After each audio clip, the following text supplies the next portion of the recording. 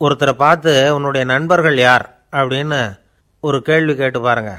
கொஞ்சம் யோசித்து பதில் சொல்லுவாங்க. அவங்கக்கிட்டேயே உன்னுடைய எதிரிகள் யார் அப்படின்னு கேளுங்க, கடகடன்னு ஒப்பிச்சிருவாங்க. நம்ம மனசு இருக்க அது எப்படின்னா, நம்ம நண்பர்களை விட எதிரிகளை அது நல்லா ஞாபகத்தில் வச்சுக்கும்.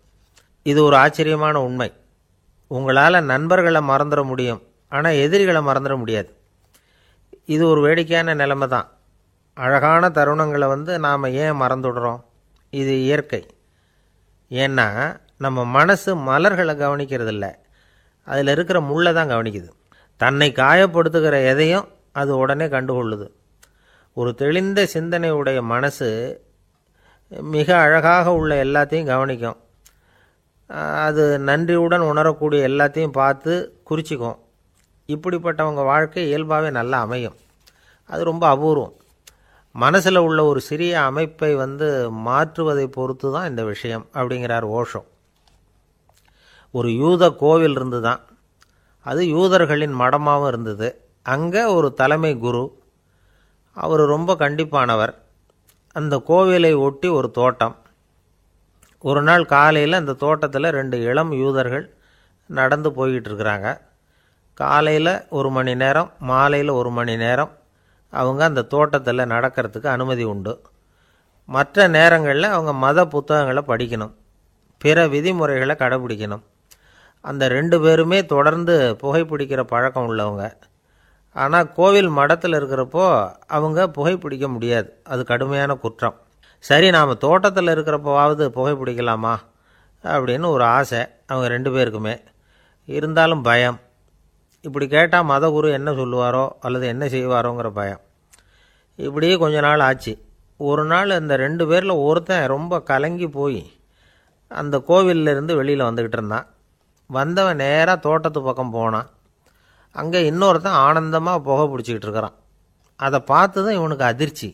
அட கடவுளே, என்ன இது, நீ கேட்காமலே ஆரம்பிச்சிட்டியா அப்படின்னா. இல்லை இல்லை, நான் கேட்டுவிட்டு தான் ஆரம்பிச்சிருக்கேன்னா அவன். அப்படியா, என்ன மனுஷன் இவர், நானும் தான் கேட்டேன், என்னை கண்ணாபுண்ணான்னு திட்டிவிட்டார். இது என்ன கோவிலா இல்லை நரகமா? உனக்கு புகை பிடிக்கணும்னு ஆசையாக இருந்தால் நரகத்துக்கு போகணும்னு சொல்லிவிட்டார். அது சரி, உன்னை மட்டும் எப்படி அனுமதிச்சார் அப்படின்னு கேட்டான் இவன். அவன் சிரிச்சுக்கிட்டே, நீ எப்படி கேட்ட சொல்லு அப்படின்னா. நாம் இந்த தோட்டத்துக்கு வர அனுமதிக்கப்பட்டிருக்கிறதே ஜபத்துக்காகத்தானே, அதனால் நான் ஜபம் சொல்லும் பொழுது புகை பிடிக்கலாமா அப்படின்னு கேட்டேன். அதுக்கு தான் அவர் சத்தம் போட்டு என்னை அடிக்கவே வந்துட்டார் அப்படின்னா இவன். நீ ஒரு மாதிரியாக கேட்டிருக்க, நான் வேறு மாதிரியாக கேட்டிருக்கிறேன். ஜபம் சொல்லும்போது புகை பிடிக்கலாமான்னு நீ கேட்டிருக்க. ஐயா, புகை பிடிக்கும் பொழுது ஜபிக்கலாமா அப்படின்னு நான் கேட்டேன். அதில் தப்பு ஒன்றும் இல்லை அப்படின்னு பதில் சொல்லிட்டார் அப்படின்னா. ஒரு சிறிய மாற்றம்தான் அது மிகப்பெரிய மாறுதலை ஏற்படுத்தி விட்டது. மனசு நல்ல விதமாக சிந்திக்க ஆரம்பிச்சுட்டுதுன்னா மகிழ்ச்சிக்கு பஞ்சம் இல்லை. ஒரு கஞ்சன் ஆற்றுல விழுந்துட்டான். வெள்ளத்தில் தத்தளிச்சிக்கிட்டு இருக்கிறான். கரையில் நின்ன ஒருத்தர், உன் கையை கொண்டா இப்படி பிடிச்சி இழுத்து கரையில் சேர்த்து விடுறேன்னார். எதையும் கொடுத்து பழக்கம் இல்லாத அவன் கையையும் கொடுக்க மாட்டேன்னுட்டான். இவர் பார்த்தார், உன் கையை கொடுன்னு சொல்கிறதுக்கு பதிலாக நான் என் கையை கொடுக்குறேன் பிடிச்சிக்கோ அப்படின்னார். அவன் கப்புன்னு பிடிச்சிக்கிட்டான், இழுத்து கரையில் போட்டார். உலகத்தில் எது எதுக்கும் ஆராய்ச்சி கூடங்கள் இருக்குதுல்ல, அது மாதிரி தூக்கத்தை பற்றி ஆராய்ச்சி பண்ணுறதுக்கு ஒரு ஆராய்ச்சி கூடம் இருக்குது. அப்படி ஆராய்ச்சி பண்ணணும்னா அதுக்கு மூழ்கிக்கிட்டு இருக்கணும்ல. அதனால தான் அந்த ஆராய்ச்சி கூடம் இங்கே இல்லை. அமெரிக்காவில் பாஸ்டன் பல்கலைக்கழக மருத்துவமனையில் அது இருக்குது. அங்கே தூக்கத்தை பற்றி பலவிதமான ஆராய்ச்சிகள் பண்ணிகிட்டு இருக்கிறாங்க. அந்த ஆராய்ச்சி கூடத்தில் இயக்குனராக இருக்கிற ஒரு நிபுணர், அவர் என்ன சொல்கிறார் தெரியுமா? உங்களுக்கு தூக்கம் வரலையா, நீங்கள் நல்லா தூங்கிறதுக்கு தாராளமாக சில யோசனைகளை என்னால் சொல்ல முடியும் அப்படிங்கிறார். யோசனை தானே, காசா பணமாக கேட்டு வச்சுக்கலாமே.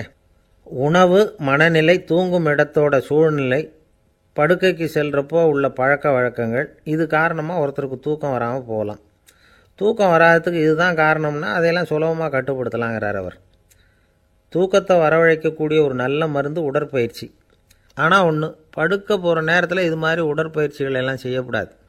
கொஞ்சம் முன்னாடி பகல்லையே இந்த பயிற்சிகளை செய்கிறது நல்லது. தூக்கம் வராமல் அவதிப்படுறவங்க பிற்பகல் நேரங்களில் காஃபி, டீ இது மாதிரி பானங்களை சாப்பிடக்கூடாது. மது அருந்துறது கூட தூக்கத்தை பாதிக்கும். வெது வெதுப்பான நீரில் குளிக்கிறது, தியானத்தில் ஈடுபடுறது, ஓய்வாக இருக்கிறது, படுக்கிறது, அதாவது படுக்கிறதுக்கு முன்னாடி ஒரு குவளை பால் சாப்பிட்றது, இதெல்லாம் தூக்கத்தை வரவழைக்கிறது ரொம்ப உதவியாக இருக்கும். இன்னொரு விஷயம் என்னென்னா, தூங்கி ஆகணுமேங்கிற கவலை வேண்டியதில்லை. அப்படி நினச்சி கவலைப்படுறதை விட்டுடணும். தூக்கம் வரலையா, உடனே படுக்கையை விட்டு எழுந்திருக்க வேண்டியது. வெளியில் வாங்க, வேறு ஏதாவது வேலையில் ஈடுபடுங்க, கொஞ்சம் நேரம் உலாவுங்க, அல்லது ஏதாவது ஒரு புஸ்தகத்தை எடுத்து படிங்க. களைப்பு ஏற்பட்டால் மறுபடியும் படுக்கைக்கு போங்க. தூக்கம் தானாக வந்துடும். ஒரு விஷயத்தை மட்டும் நல்லா ஞாபகத்தில் வச்சுக்கணும். படுக்கைக்கு போகிறப்போ உங்கள் மற்ற எல்லா பிரச்சனைகளையும் மறந்துடணும். அது எப்படி சார் முடியும்? அந்த நேரம் தானே எல்லா பிரச்சனையும் வரிசையாக ஞாபகத்துக்கு வருது அப்படின்னு நாம் நினைக்கலாம். ஆனால் பழக்கத்தில் அதை நாம் மாற்றிக்க முடியும். கொஞ்சம் முயற்சி பண்ணணும், அவ்வளோதான். இது எல்லாமே ஆராய்ச்சி பண்ணி பார்த்துட்டு அந்த நிபுணர் சொல்கிற கருத்து தான். இன்னொரு விஷயமும் அவர் சொல்கிறார். அது என்னென்னா, உடல் கோளாறு காரணமாக தூக்கம் வராமல் அவதிப்படுறவங்களுக்கெல்லாம் இந்த யோசனைகள் சரியாக வராது அப்படிங்கிறார். அதுக்கெல்லாம் மருத்துவ சிகிச்சை கொடுத்து தான் சரி பண்ணணும். சில பேருக்கு நடு ராத்திரியில் மூச்சு திணறல் ஏற்பட்டு தூக்கம் வராமல் போயிடும். ஊரெல்லாம் தூங்குறப்போ தான் மட்டும் தூங்காமல் மூழ்கிட்டு இருக்கிறது, ஊரெல்லாம் மூழ்கிட்டு இருக்கிறப்போ தான் மட்டும் தூங்குறது, இது மாதிரி கோளாறுகளால் சில பேர் பாதிக்கப்படலாம். காலு தசை முறுக்கிக்கிறதுனால சில பேருக்கு அடிக்கடி விழிப்பு வரலாம். மன அழற்சி காரணமாக சில பேருக்கு தூக்கம் வராது. இது மாதிரி கோளாறுகளுக்கெல்லாம் அதுக்கு தகுந்த மாதிரி சிகிச்சை கொடுத்து தான் சரி பண்ண வேண்டியிருக்கும். எந்த கோளாறும் இல்லாமல் தூக்கம் வரலைன்னா ஆரம்பத்தில் சொன்ன முறைகளை கடைப்பிடிச்சு பார்க்கலாம். தூக்கம் வந்ததுன்னா யோசனை சொன்ன அந்த நிபுணருக்கு நன்றி சொல்லலாம். ஒருத்தர், ஏன் சார் பஸ்ஸில் தூங்குறது கெட்ட பழக்கமானு கேட்டார். இல்லையே, நான் கூட பஸ்ஸில் போகிறப்ப தூங்கிட்டு தானே போவேன் அப்படின்னார் இன்னொருத்தர். அப்புறம் ஏன் என்ன டிரைவர் வேலை வேணாம்னு வீட்டுக்கு அனுப்பி வச்சுட்டாங்க அப்படின்னாராம் அவர். ஒரு தந்தை தன்னோட பிள்ளைய ரொம்ப தைரியசாலியாக வளர்க்கணும்னு ஆசைப்பட்டார். அதுக்காக அவனை கூப்பிட்டு உட்கார வச்சு இப்படி உபதேசம் பண்ணார். இதை பாருப்பா, நான் உன்னாட்டம் இருக்கிறப்போலாம் எதுக்கும் பயப்பட மாட்டேன், ரொம்ப துணிச்சலாக இருப்பேன். ஒரு நாள் ஒரு அப்பாவி எலிய ஒரு பூனை துரத்திட்டு ஓடிச்சு. நான் உடனே என்ன செஞ்சேன் தெரியுமா? அந்த பூனையை பிடிச்சேன், அது வாலில் ஒரு பட்டாசு சரத்தை கட்டினேன், கொளுத்தி விட்டேன், படபடன்னு வெடிக்க ஆரம்பிச்சுட்டுது. அது துள்ளிக்கிட்டு அங்கேயும் இங்கேயும் ஓடி இருக்கு பாரு ஓட்டம், ரொம்ப தமாஷு அப்படின்னார் அப்பா. இப்படி சொல்லிவிட்டு பையனை பார்த்து, இதை கேட்குறதுக்கு உனக்கும் துணிச்சல் வருதா? நான் என்னுடைய செயலை நீ கேட்குறப்போ உனக்கு துணிச்சல் வருதா அப்படின்னு கேட்டார். வருதுன்னா பையன். எப்படின்னா அப்படிங்கிற விவரத்தையும் சொன்னான் அவன். அதாவது, எலியை விரட்டினத்துக்காக பூனை வாலில் பட்டாசு கொளுத்துனீங்க நீங்கள், பூனையை விரட்டினத்துக்காக உங்கள் கழுத்தில் பட்டாசு சரத்தை மாட்டினா என்னென்னு தோணுது எனக்கு அப்படின்னா பையன். பையனோட துணிச்சல் அப்பாவையே நடுங்க வச்சுட்டுது. அது சரி, ஒரு அப்பா பிள்ளைக்கு இப்படியா உபதேசம் பண்ணுறது? எல்லாருக்கிட்டையும் அன்பாக பழகிறது எப்படி அப்படின்னு சொல்லி கொடுக்கணும். பிஞ்சு உள்ளங்களில் நஞ்சை தூவலாமா? ஒரு நாள் விநாயகர் ஒரு பூனையோடு விளையாடிக்கிட்டு இருந்தாராம். அப்படி ஆசையாக விளையாடிக்கிட்டு இருந்தப்போ அவரோட கை நகம் தவறுதெல்லாம் பூனையோட முகத்தில் பட்டுட்டு தான். அது ஒரு சின்ன கீரலை உண்டாகி விட்டுது. அப்பா அவர் அதை ஒரு பெருசாக நினைக்கல. கொஞ்ச நேரத்துக்கு அப்புறம் விநாயகர் வீட்டுக்கு வந்தார். அவங்க அம்மா பார்வதி தேவியை பார்த்தார். பார்வதி தேவி கன்னத்தில் விரலால் கீறினது மாதிரி ஒரு அடையாளம் இருந்தது. விநாயகருக்கு அதிர்ச்சி, ஆச்சரியம். நம்ம அம்மா இந்த உலகத்துக்கே தாயார், அப்பேற்பட்ட அவங்க முகத்திலேயே கீரலை உண்டாக்கக்கூடியவங்க யாராக இருக்க முடியும் அப்படின்னு யோசனை பண்ணார். தாயே, உன்னுடைய கன்னத்தில் இந்த வடு எப்படிம்மா ஏற்பட்டதுன்னு கேட்டார். குழந்தாய், இது நீ செஞ்ச காரியம்தான்ப்பா, உன்னுடைய கை நகம் கீறினதுனால ஏற்பட்ட வடு தான் இது அப்படின்னாங்க அவங்க. விநாயகர் திடுக்கிட்டு போட்டார். எப்படிம்மா அது? நான் எந்த காலத்துலேயும் ஒன்று அப்படி கீறினதாக எனக்கு நினைவு இல்லையே அப்படின்னார். இன்னைக்கு காலையில் ஒரு பூனையை கீறினதை நீ மறந்துட்டியா அப்படின்னாங்க அந்த அம்மா. விநாயகர் திகைச்சு போய் நின்னார். பார்வதி தேவி சொன்னாங்க, இதை பார்ப்பா, இந்த உலகத்தில் இருக்கக்கூடிய எல்லா உயிர்கள்லேயும் நான் இருக்கிறேன், நான் தான் இந்த உலகமாக ஆகியிருக்கிறேன். ஆகையினால நீ யாரை துன்புறுத்தினாலும் அது உண்மையிலேயே என்ன துன்புறுத்தினதாக தான் முடியும் அப்படின்னாங்க. விநாயகர் மனசுக்குள்ளே ஒரு வெளிச்சம் ஏற்பட்டு தான். அதுக்கப்புறம் அவர் யாரையுமே கல்யாணம் பண்ணிக்காததுக்கு அதுதான் காரணமாக. இந்த உலகத்தில் எல்லாரையும், இங்கே இருக்கிற எல்லாத்தையும் தாயின் வடிவமாக அவர் பார்க்க ஆரம்பிச்சிட்டாராம். குருதேவர் ராமகிருஷ்ணர் இந்த கதையை எடுத்து சொல்லியிருக்கிறார். நபிகள் நாயகம் ஒரு தடவை ஒரு நாற்காலியில் உட்காந்து என்னமோ யோசனை பண்ணிகிட்டு இருந்திருக்கிறார். அப்போ அவரோட உடையில் ஒரு கீழ்ப்பகுதி தரையில் படிஞ்சு கிடந்திருக்குது. அங்கே விளையாடிக்கிட்டு இருந்த ஒரு பூனை அது மேலே வந்து படுத்து தூங்கி போச்சு. தொழுகை செய்ய வேண்டிய நேரம் வந்துட்டது. நபிகள் நாயகம் எழுந்திருக்க பார்த்தார். அப்போ தான் பூனை தன்னோட உடை மேலே படுத்து தூங்கிட்டு இருக்கிறது கண்ணில் படுது. பூனையோட தூக்கத்தை கலைக்க விரும்பல அவர். தன்னுடைய சகோதரியை கூப்பிட்டார். ஒரு கத்திரிக்கோல் எடுத்துகிட்டு வர சொன்னார். பூனை படுத்திருந்த உடைப்பகுதி மட்டும் இருக்குல்ல, அதை மட்டும் அதோட கத்திரிச்சு விட்டுட்டு அதுக்கப்புறம் அவர் எழுந்திரிச்சு தொழுகைக்கு போனாராம். அதாவது பிற உயிர்கள்கிட்ட எப்படி அன்பு காட்டணுங்கிறத பெரியவங்க எவ்வளவோ விதத்தில் நமக்கு எடுத்து காட்டியிருக்கிறாங்க. இருந்தாலும் எத்தனை பேர் மனசில் அதெல்லாம் உரைச்சிருக்குது.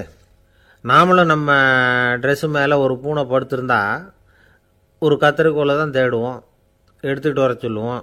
துணியை வெட்டுறதுக்கு பதிலாக இல்லை அதோட வாழை வெட்டினா என்ன அப்படின்னு தோணும். ஒரு ஆள் ரொம்ப பிரியமாக ஒரு பூனையை ஆற்றுல குளிப்பாட்டிக்கிட்டு இருந்தானா. எப்படி?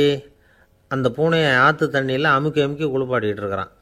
அந்த வழியாக போன பெரியவர் ஒருத்தர் இதை பார்த்தார். இதை பார்ப்பா, பூனையை அது மாதிரி ஆற்று தண்ணியில் அமுக்கி குளிப்பாட்டாத, மூச்சு திணறி செத்து போடும் அப்படின்னு அட்வைஸ் பண்ணார். நீ போய் அவன் வேலையை பார்த்துக்கிட்டு, எனக்கு எல்லாம் தெரியும்னு ஆயிவேன். சரின்னு அவர் போயிட்டார். கொஞ்ச நேரம் கழித்து அவரே அந்த வழியாக திரும்பி வந்துக்கிட்டு இருந்தார்.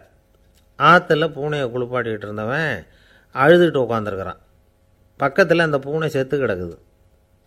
இதை பார்த்தார் பெரியவர். நான் தான் அப்போவே சொன்னேனே அந்த பூனையை ஆற்றுல நினைக்காதேன்னு, அதை கேட்டிருந்தா அப்படி ஆயிருக்குமா அப்படின்னார். அந்த ஆள் கோபமாக இவரை முறைச்சி பார்த்தான். அட போய்யா, இந்த பூனை ஆற்றுல குளித்ததுனால ஒன்றும் செத்து போகல, குளித்ததுக்கப்புறம் அதோட உடம்பு ஈரமாக இருக்குதுன்னு அதை புழிஞ்சேன், அதனால தான் இப்படி ஆயிட்டுது அப்படின்னு நானாம். ஏங்க எங்கே போயிட்டு வரீங்க அப்படின்னு கேட்டேன். எனக்கு வேண்டப்பட்ட ஒருத்தரை பார்த்து. ஆஸ்பத்திரிக்குன்னார். எந்த ஆஸ்பத்திரிக்குன்னே? மாட்டு ஆஸ்பத்திரிக்குன்னார். என்ன விஷயம்னே? மாமனாருக்கு உடம்பு சரியில்லை, அதுதான் மாட்டு ஆஸ்பத்திரிக்கு போயிட்டு வரேன்னார்.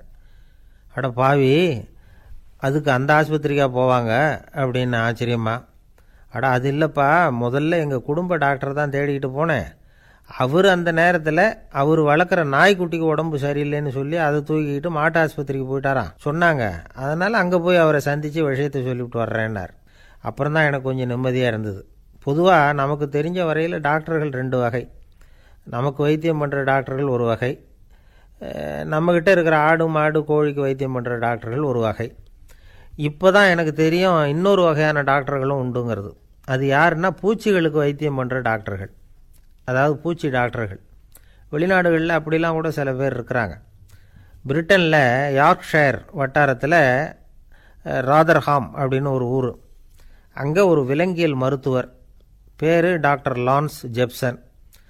அவர் ஆஸ்பத்திரி வாசலில் பார்த்தீங்கன்னா தினமும் நிறைய பேர் நின்றுக்கிட்டு இருப்பாங்க. கையில் கண்ணாடி குடுவை, தகர டப்பா இப்படி ஏதாவது இருக்கும். அதுக்குள்ளே ஏதாவது பூச்சிகள் இருக்கும். அதுக்கு வைத்தியம் பண்ணுறதுக்காக வந்தவங்க தான் அவங்கெல்லாம். சிலந்தி பூச்சி, பல்லி, தேளு, பாம்பு இப்படி ஏதாவது இருக்கும். பொழுதுபோக்காக சில பேர் நாய், பூனை, கிளி, மைனா, புறா இப்படி ஏதாவது வளர்க்குறாங்கல்ல, அது மாதிரி இப்போல்லாம் தேளு, பல்லி, பாம்பு, பூச்சி இதையெல்லாம் வளர்க்க ஆரம்பிச்சிட்டாங்களாம். இது ஒரு புது ஃபேஷன். இப்போ கூண்டுக்குள்ளே டப்பாக்குள்ளே போட்டு வளர்க்குறது, அதுக்கு ஏதாவது நோய் வந்துட்டுதுன்னா வைத்தியம் பண்ணுறதுக்கு டாக்டர்கிட்ட வந்துட வேண்டியது, இப்படி இந்த பழக்கம்லாம் நிறையா வந்துட்டுது. ரத்தம் உறிஞ்சிற அட்டைகள் கூட இவங்ககிட்ட வைத்தியத்துக்கு வருதான். சிலந்திகளில் செங்கால் சிலந்தின்னு ஒரு வகை. மத்திய அமெரிக்க காடுகளில் இது அதிகம். சிலந்திகள்லேயே ரொம்ப விலை உசந்தது இந்த ரகம்தான். கால்களில் சிவப்பு கோடுகள் இருக்கும். இந்த இனம் இப்போ குறைஞ்சிக்கிட்டே வர்றதுனால சர்வதேச விதிகளின்படி இவற்றின் ஏற்றுமதி இறக்குமதிக்கு தடை விதிக்கப்பட்டிருக்குது. அதனால் இதை வளர்க்குறவங்க வீட்டுக்குள்ளேயே இனவிருத்தி மூலமாக பெருக்கி விற்பனை பண்ணிட்டு வராங்களாம். அந்த வகை சிலந்திகள் தான் இப்போ வைத்தியத்துக்கு அதிகமாக வருதான். சரி, இதுக்கெல்லாம் எப்படி வைத்தியம் பண்ணுறாங்க? முதல்ல அதை குளிர்பதன பெட்டியின் வழுவழுப்பான சுவரில் விட்ட உடனே அதெல்லாம் மெதுவாக இறங்கி வரும். அப்போ அதன் நோயை கண்டுபிடிக்கிறது சுலபம். அப்புறம் அதுக்கு கிருமிகளை கொல்லக்கூடிய மருந்துகளையோ வலி நிவாரண மருந்துகளையோ கொடுப்பாங்க. கால் உடைஞ்ச சிலந்திகளுக்கு பசையை கொண்டு ஆப்ரேஷன் பண்ணுவாங்க. சில சிலந்திகளுக்கு உடைஞ்ச காலை எடுத்துட்டா புதிய கால் வளர்ந்துடும். சிலந்திகளை மனிதர்கள் கையில் எடுக்கிறப்போ அது பயந்து போய் கீழே குதிக்குது, அதனால் கால் உடஞ்சி விடுது, இல்லைன்னா வயிறு சேதமடையுது. அந்த நிலைமையில் வர்ற சிலந்திகளுக்கு மயக்க மருந்து கொடுத்து ஆப்ரேஷன்லாம் கூட பண்ணுறாங்களாம். பார்த்தீங்களா பூச்சிகளுக்கு வந்த வாழ்வே. நம்ம ஊர்லேயும் வீடுகளில் பூச்சிகள் வளர்க்குறது உண்டு. ஒருத்தர் வந்தார், எனக்கு 3000 கரப்பாம்பூச்சி அவசரமாக தேவைப்படுது, எங்கே கிடைக்கும்னு கேட்டார். கரப்பாம்பூச்சியா, அது என்னத்துக்குன்னு கேட்டோம். அது வேறு ஒன்றும் இல்லை, நான் குடியிருக்கிற வாடகை வீட்டை காலி பண்ண போகிறேன். வீட்டு சொந்தக்காரர் என்ன சொல்கிறாருன்னா, இந்த வீட்டுக்கு நான் குடி வந்தப்போ எப்படி இருந்ததோ அதே நிலைமையில் விட்டுட்டு போகணும்னு வீட்டுக்காரர் சொல்லியிருக்கிறார், அதனால தான் கேட்டேன் அப்படின்னார். ஒரு ஆள் ராமகிருஷ்ணரை தேடி வந்தான். அவன் கையில் 1000 பொற்காசுகள் வச்சுருந்தான். அதை அவர்கிட்ட கொடுத்து இதை ஏற்றுக்கணும் அப்படின்னு ரொம்ப பணிவாக கேட்டுக்கிட்டான். அவர் பார்த்தார், இது எனக்கு தேவையில்லை, ஆனாலும் உன்னுடைய மனசை புண்படுத்துறதுக்கு நான் விரும்பலை, அதனால் நீ கொடுக்குறத வாங்கிக்கிறேன்னார். வாங்கிக்கிட்டார். அப்புறம் கேட்டார், இதை பாரு, இனிமேல் இதெல்லாம் என்னுடையது தானே அப்படின்னார். ஆமாம், அதையெல்லாம் நான் உங்களுக்கே கொடுத்துட்டேன். அவன், சரி, இப்போ நீ எனக்காக ஒரு காரியம் பண்ணணும்னார். என்ன செய்யணும்னு சொல்லுங்கன்னா, இந்த நாணயங்களையெல்லாம் எடுத்துக்கிட்டு போய் கங்கை நதியில் எரிஞ்சிட்டு வா அப்படின்னார். இவனுக்கு அதிர்ச்சியாக போச்சு. என்ன பண்ணுறது, இனிமேல் அது முடியாதுன்னு சொல்ல முடியாது. ஏன்னா அந்த நாணயங்களையெல்லாம் அவருக்கே கொடுத்துட்டான். இனிமேல் அதெல்லாம் இவனுடையது இல்லை. பேசாமல் அவ்வளவையும் அள்ளிக்கிட்டு ஆத்தங்கரைக்கு போனான். போனவன் ரொம்ப நேரம் திரும்பியே வரல. ராமகிருஷ்ணருக்கு சந்தேகம், என்ன ஆச்சு அந்த மனுஷனுக்கு, காசுகளோடு அந்த கங்கையில் குதிச்சுட்டானா, போகும்பொழுதே ஒரு மாதிரியாக தான் போனான், போய் என்னன்னு பார்த்துட்டு வாங்க அப்படின்னார். அங்கே இருந்த ஒருத்தர் ஓடி போய் பார்த்தார். அவர் போய் பார்க்கும்பொழுது அவன் அங்கேயே இருந்தான். அதுக்கப்புறம் அவர் திரும்பி வந்தார். விவரத்தை சொன்னார். அதாவது அவன் கங்கை கரையில் உட்காந்துக்கிட்டு ஒவ்வொரு நாணயமாக 1 2ன்னு எண்ணி எண்ணி வீசிக்கிட்டு இருக்கிறான். அவனை சுற்றி ஒரு கும்பல் நின்றுக்கிட்டு அவனை தடுத்துக்கிட்டு இருக்குது அப்படின்னு விவரத்தை சொன்னார் போயிட்டு வந்தவர். இதை கேட்டதும் ராமகிருஷ்ணரே புறப்பட்டு அங்கே போனாராம். என்ன இப்படி பண்ணிகிட்டு இருக்கிற, நான் உன்னை அந்த நாணயங்களை கங்கையில் வீசி எறிய சொன்னேன், நீ ஏன் அதை எண்ணிக்கிட்டு இருக்கிற அப்படின்னார். பழக்கம்தான் காரணம், நான் ஒவ்வொரு நாளும் ஒவ்வொன்றா சேமித்து வச்சேன். இன்றைக்கி என்கிட்ட நிறைய இருக்குது, உங்களுக்கு ஒரு 1000 நாணயங்களை கொடுக்கணுங்கிறது என்னோடய ஆசை அப்படின்னா. இப்போ ராமகிருஷ்ணர் சொன்னார், ஒரே நேரத்தில் எல்லாத்தையும் சம்பாதிச்சிருந்தா நீ எண்ணுறது பொருத்தமாக இருக்கும். எல்லாத்தையும் இழக்கும்போது ஒவ்வொன்றா எண்ணிக்கிட்டு இழக்கிறதுங்கிறது சரியான செயல் இல்லை. அதனால் ஒரே தடவையாக எல்லாத்தையும் தூக்கி எறிஞ்சிடும் அப்படின்னார். இது இழப்பது அப்படிங்கிற ஒரு உயர்ந்த நிலை. இதை நாம் யதார்த்த வாழ்க்கையில் சம்மந்தப்படுத்தி பார்த்து குழப்பிக்கிட்டு இருக்கக்கூடாது. இழக்கிறேன்னு சொல்லிக்கிட்டு இருக்கிற காசையெல்லாம் ஆற்றுலையும் குளத்துலையும் கொண்டு போய் எரிஞ்சிட்டு வாங்க அப்படின்னு உபதேசம் பண்ணுறதாக யாரும் நினச்சிடக்கூடாது. இதில் நாம் புரிஞ்சிக்க வேண்டியது என்னென்னா, எதையாவது ஒன்றை இன்னொருத்தருக்கு கொடுக்கணும் அப்படின்னு விருப்பப்பட்டால் அதை மனப்பூர்வமாக கொடுத்துடணும். கொடுத்துட்டு அதையே நினச்சிக்கிட்டு இருக்கக்கூடாது. நம்மால் ஒருத்தர் ஒரு 100 ரூபா நோட்டை தன்னுடைய நண்பர் ஒருத்தர்கிட்ட கொடுத்து, இது உனக்கு தான் வச்சுக்கோ அப்படின்னார். அவர் பார்த்தார், இது இனிமேல் எனக்கு தானே சொந்தம் அப்படின்னார். ஆமான்னார் அவர். அப்படின்னா எனக்காக நீ ஒரு உதவி செய்யணும்னார். சொல்லுங்கள் செய்கிறேன்னார் அவர். இந்த 100 ரூபா நோட்டை தீ வச்சு கொளுத்தி விடுன்னார். இவர் அதிர்ச்சியாகி அவரை பார்த்தார். இப்போ அவர் சொன்னார், நீ எனக்கு அன்பாக கொடுத்தது இது, இந்த நோட்டு கள்ள நோட்டுங்கிறது எனக்கு முன்னாடியே தெரியும், சீக்கிரம் கொளுத்தி விடு, அதுதான் நம்ம 2 பேருக்குமே நல்லது அப்படின்னாராம் அவர். பிரம்மத்தை அறிந்தவன் பிரம்மமாகிறான் அப்படின்னு ஒரு பெரியவர் பேசினார் ஒரு கோவிலில். தைத்திரிய உபனிஷத்து அப்படி சொல்லுதான். இதை கேட்கும் பொழுது நமக்கு ஒரு சந்தேகம் வரும். அது எப்படி, பிரம்மத்தை அறிந்தவன் பிரம்மமாகிறான்னா, சிங்கத்தை அறிந்தவன் சிங்கமாகிறானா, தோசையை அறிந்தவன் தோசை ஆகிறானா? இப்படிப்பட்ட சந்தேகம் நமக்கு வர்றதில் ஒன்றும் ஆச்சரியம் இல்லை. இது இயற்கை. இதுக்கும் அந்த பெரியவரே பதில் சொல்கிறார். சிங்கம் வேற, நாம் வேற. அதனால் சிங்கத்தை அறிந்தவன் சிங்கமாக மாட்டான். ஆனால் பிரம்மம் வேற, நாம் வேற இல்லை. அதனால் பிரம்மத்தை அறிந்தவன் பிரம்மமாகிறான் அப்படிங்கிறது அவரோட விளக்கம். மனிதன் அவன்தான் தான் பிரம்மங்கிறது தெரியாதனால தான் அதை வேறு எங்கேயோ தேடிகிட்டு இருக்கிறான். கடைசியில் அது தான் தாங்கிறது புரிஞ்சுக்கிற பொழுது அவன் பிரம்மம் ஆகிடுறான்.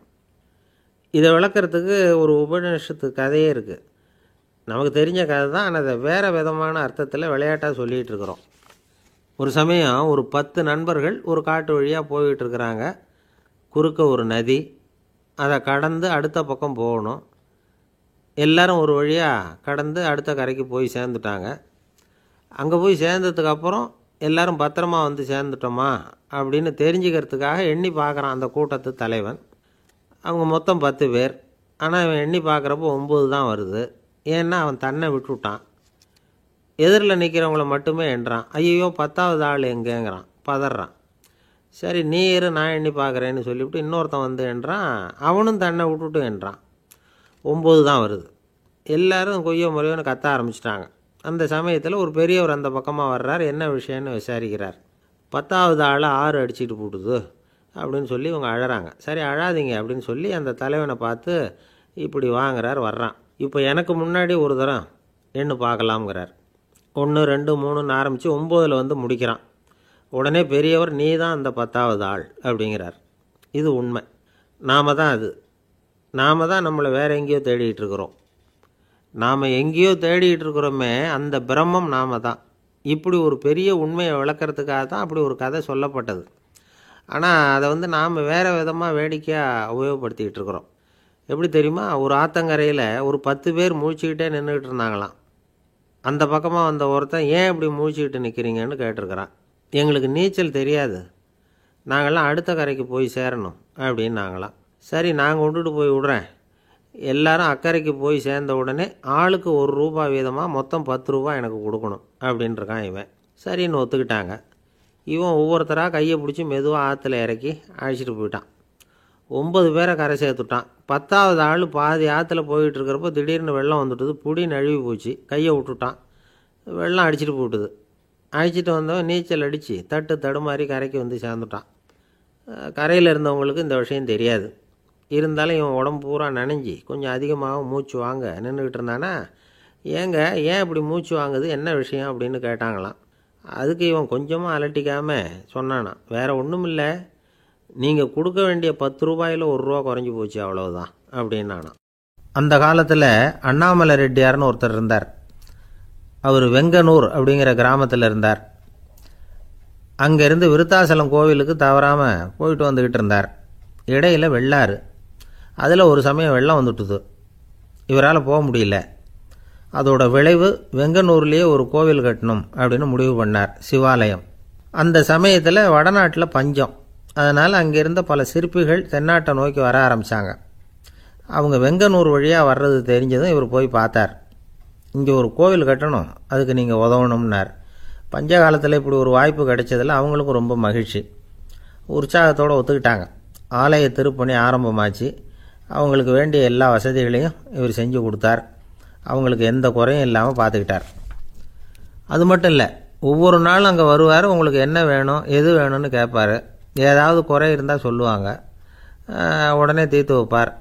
இவரும் கேட்பார், எந்த குறையாக இருந்தாலும் என்கிட்ட சொல்லுங்க அப்படின்னு சொல்லுவார்.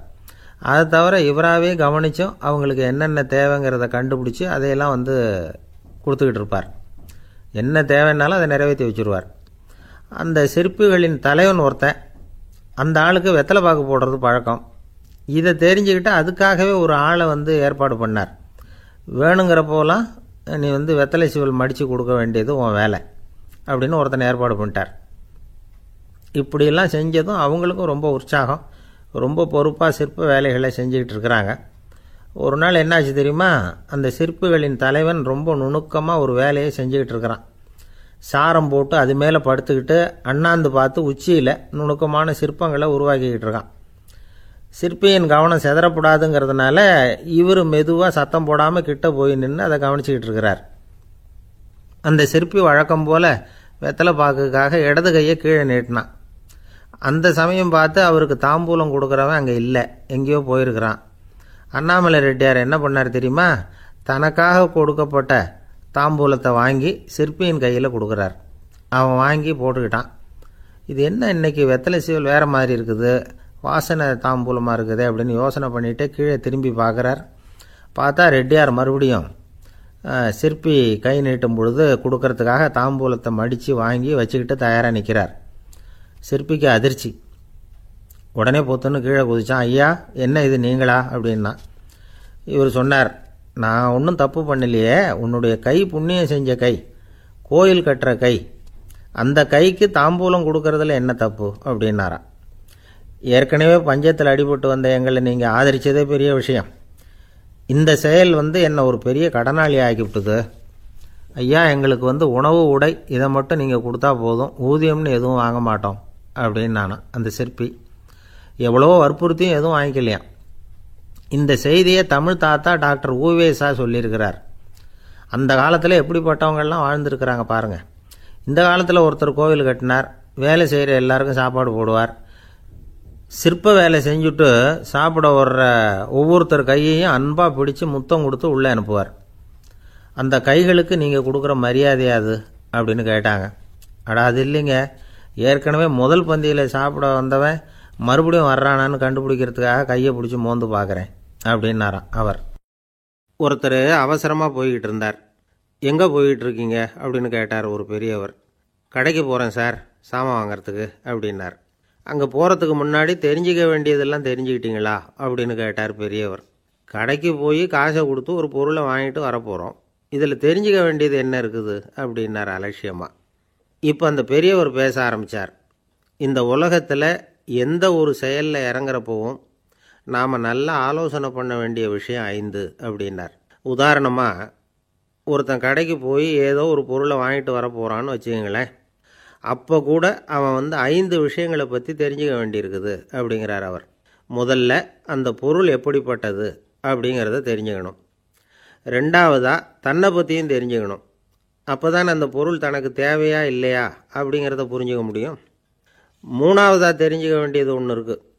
அது என்னென்னா, அந்த பொருளை அடையிறதுக்கு வழி என்ன அப்படிங்கிறத தெரிஞ்சுக்கணும். அதாவது எவ்வளவு பணம் கொடுத்தா அது கிடைக்கும், இது மாதிரியான விஷயங்கள். நாலாவதாக அந்த பொருளை அடையிறது மூலமாக நாம் அடையக்கூடிய பயன் என்ன அப்படிங்கிறதையும் உணரணும். அஞ்சாவது, அந்த பொருளை அடையிறதுல இருக்கக்கூடிய தடை எது அப்படிங்கிறதையும் நாம் தெரிஞ்சுக்கணும். பெரியவர் பேசுகிறது ஏதோ தத்துவம் மாதிரி தெரியுது இல்லையா? தத்துவம்தான். அதாவது இப்படி உலகியல் வாழ்க்கையில் சின்ன சின்ன விஷயங்கள்லேயே நாம் 5 விஷயங்களை தெரிஞ்சுக்க வேண்டியிருக்குது. அது ரொம்ப அவசியமாக இருக்குது. பேரின்ப நிலைன்னு சொல்கிறாங்கள்ல, அது மாதிரி பெரிய சமாச்சாரங்கள்லேயும் இந்த 5 விஷயங்களை நாம் தெரிஞ்சுக்க வேண்டியிருக்குது. அதுக்கு பேர் என்னன்னா அர்த்த பஞ்சகம். வைணவ சமயத்தில் அர்த்த பஞ்சகம்ங்கிறது ரொம்ப பெரிய விஷயம். கடைக்கு போகிறது மாதிரி கடவுளை பார்க்க போகிறப்பவும் நாம் 5 விஷயங்களை தெரிஞ்சுக்கணுமா. முதல்ல பரம்பொருள் அப்படிங்கிறது என்ன, அதோட தன்மைகள் என்ன, இதை தெரிஞ்சுக்கணும். இதுக்கு பேர் என்னன்னா பரமாத்ம ஸ்வரூபம் அப்படின்னு பேர். ரெண்டாவது, நாம் யார், நம்மோட தன்மை என்ன அப்படிங்கிறத தெரிஞ்சுக்கணும். நான் யாருன்னு எனக்கே தெரியலங்கிறப்போ இதை நான் சொல்கிறேன்னு இது என்னுடையதுன்னு சொல்கிறது தப்பு தானே. அப்புறம் மூணாவது விஷயம், பரம்பொருளை நாம் அடையிறதுக்கு வழி எது, இதை தெரிஞ்சுக்கணும். இது உபாய ஸ்வரூபம் அப்படின்னு பேர். நாலாவது விஷயம், நாம் அடைய வேண்டிய பயன்கள் என்ன அப்படிங்கிறத தெரிஞ்சுக்கிறது. இதுக்கு புருஷார்த்தம் அப்படின்னு பேர். அஞ்சாவது, அந்த பயனை அடைய விடாமல் தடுக்கிற தடைகள் யாவை அப்படிங்கிறத தெரிஞ்சுக்கிறது. இது விரோதி ஸ்வரூபம். இதைத்தான் தடையியல் அப்படின்னு சொல்கிறாங்க. அதாவது பரமாத்மாவை பற்றிய அறிவு, ஜீவாத்மாவை பற்றிய அறிவு, உபாயம் பற்றிய அறிவு, புருஷார்த்தம் பற்றிய அறிவு, இந்த 4 அறிவுக்கும் எதிரடையாக, அதாவது அதையெல்லாம் தப்பாக புரிஞ்சுக்கிறதால உண்டாகக்கூடிய அறிவு விரோதி ஸ்வரூபம். என்ன இது தகவலில் ஏதாவது கதை சொல்லுவீங்கன்னு பார்த்தா ஏதோ தத்துவம் பேசிகிட்டு இருக்கிறீங்களே அப்படின்னு நினைக்கலாம். இதுவும் தெரிஞ்சிக்க வேண்டிய ஒரு பெரிய விஷயந்தான். காதில் போட்டு வச்சா எப்போவாவது உபயோகப்படும். என்னுடைய நண்பர் ஒருத்தர் ஒரு நாள் என்கிட்ட சொன்னார், சார், அடுத்த மாதம் தஞ்சாவூரில் ஒரு கல்யாணம், போகிறதா வேண்டாமா அப்படின்னு ஒரே குழப்பமாக இருக்குது அப்படின்னார். நான் உடனே இந்த அர்த்த பஞ்சக உபதேசம் பண்ண ஆரம்பித்தேன். அவர் எல்லாத்தையும் பொறுமையாக கேட்டுவிட்டு, சரி சார், நான் போகிறதுன்னு முடிவு பண்ணிவிட்டேன்னார். எப்படி இந்த முடிவுக்கு வந்தீங்க அப்படின்னு கேட்டேன். அவர் சொன்னார், சார், அந்த 2வது பாயிண்ட் ஒன்று சொன்னீங்களே, அதை புரிஞ்சுக்கிட்டதுக்கு அப்புறம்தான் இந்த முடிவுக்கு வந்தேன் அப்படின்னார். என்ன 2வது பாயிண்ட்டுன்னு? அதாவது தன்னை பற்றி புரிஞ்சுக்கணும் அப்படின்னு சொன்னீங்க. உடனே என்னை பற்றி புரிஞ்சுக்கிட்டேன், நான் யாருங்கிறது எனக்கு தெரிஞ்சுது, உடனே போகிறது தான் நல்லதுன்னு முடிவு பண்ணிவிட்டேன்னார். நீங்கள் யாருன்னு கேட்டேன். நான் தான் சார் அந்த கல்யாணத்தில் தாலி கட்ட வேண்டிய மாப்பிள்ளை அப்படின்னார். ஒரு நண்பர் இருக்கார், எப்போ பார்த்தாலும் கையில் ஒரு புத்தகம் இருக்கும். புத்தகம் இல்லாமல் எங்கேயும் புறப்பட மாட்டார். எதுக்காக இப்படி எடுத்துகிட்டு போகிறீங்க அப்படின்னு கேட்டால், எனக்கு இது ஒரு நல்ல நண்பன் மாதிரி, இந்த காலத்தில் எங்கே போனாலும் காத்திருக்க வேண்டியிருக்கு, அது மாதிரி சமயத்தில் நான் நண்பன் கூட பேசிக்கிட்டு இருப்பேன் அப்படிம்பாரான். ஒருத்தர் ஒரு பெரிய அரச பதவியில் இருந்தார். அவர் பதவியிலேருந்து இறங்க வேண்டிய சூழ்நிலை. அரசு கொடுத்துருந்த வீட்டை விட்டுட்டு வெளியில் வர்றார். வரும்பொழுது 2 கையிலையும் 2 பெட்டியை எடுத்துகிட்டு வந்தாராம். சார் உங்களுடைய உடைமைகள் அப்படின்னு கேட்குறாங்க அங்கே இருந்த ஊழியர்கள். இவர் தன்னுடைய கையில் இருக்கிற பெட்டியை காட்டி இதுதான் என்னுடைய சொத்து அப்படின்னாராம். ஒரு பெட்டியில் அவருடைய உடைகள், இன்னொரு பெட்டியில் அவர் விரும்பி படிக்கிற புத்தகங்கள், அவ்வளவுதான். இதுதான் இருந்துதான். புத்தகம் படிக்கிறது மனசுக்கு நல்லதுங்கிறது நமக்கு தெரியும். புத்தக வாசிப்பு உடம்புக்கும் நல்லதுங்கிறாங்க. அது நமக்கு ஆச்சரியமாக தான் இருக்குது. ஒரு நபர் ஒரு வருஷத்தில் சராசரியாக 2000 பக்கங்களை படிச்சிருக்கணுமா, யுனெஸ்கோ பரிந்துரை.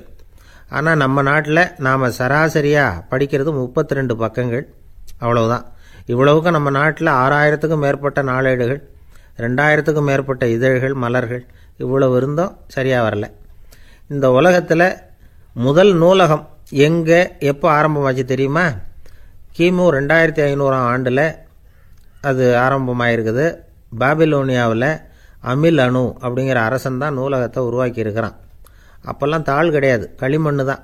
களிமண் பலகைகளில் எழுதி அது தொகுத்து அப்படியே நூலாக்கி அதை நூலகத்தில் வச்சுருப்பாங்களாம். அரசருடைய நூலகத்தில் 1000த்துக்கும் மேற்பட்ட நூல்கள் இருந்ததாக வரலாற்று குறிப்பு இருக்குது. அது மட்டும் இல்லை, அந்த நூலகத்தில் பொருள் வாரியாக, அதாவது சப்ஜெக்ட் வாரியாக புத்தகங்களை வகைப்படுத்தி வச்சுருந்தாங்களாம். அதில் மிச்சம் இருந்த ஒரு 25 களிமண் பலகை புத்தகங்கள் இன்றைக்கும் பிரிட்டிஷ் அருங்காட்சியகத்தில் இருக்குதான். அச்சு தாள் இதெல்லாம் ஏற்பட்டதுக்கப்புறம் அமைக்கப்பட்டது தான் பிரான்சில் இருக்கக்கூடிய பாரிஸ் நூலகம். 1480 பிரெஞ்சு மன்னர் 11ஆம் லூயி இந்த நூலகத்தை அமைச்சாராம். ஆனால் அப்போல்லாம் அரசர்கள் மட்டும்தான் நூலகத்தை பயன்படுத்த முடியுமா. அதுக்கப்புறம் 17ஆம் நூற்றாண்டில் இந்த முறை மாறி பொதுமக்கள் அங்கே போகலாம், படிக்கலாம் அப்படிங்கிற நிலைமை வந்துதான். போட்லியன் நூலகம் அப்படின்னு அதுக்கு பேர், பாரிஸ் நகரத்தில் இருக்குது.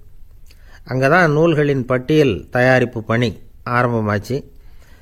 கல்வி வளர்ச்சியையும் நூலகத்தையும் இணைச்சவர் நெப்போலியன் போனபார்ட். முன்பணம் செலுத்தி புத்தகத்தை படிக்கிற முறையையும் அவர் தான் கொண்டுகிட்டு வந்தாராம். மக்கள்கிட்ட வசூலிக்கிற வரியின் ஒரு பகுதியை நூலகத்துக்கு பயன்படுத்தினவரும் அவர் தானா. நெப்போலியன் நூலகத்தில் உலகத்தில் உள்ள எல்லா மொழி நூல்களும் இருக்குதான். அங்கே ஒரு தமிழ் நூலும் இருந்திருக்குது. அது என்னென்னா கம்பராமாயணம்.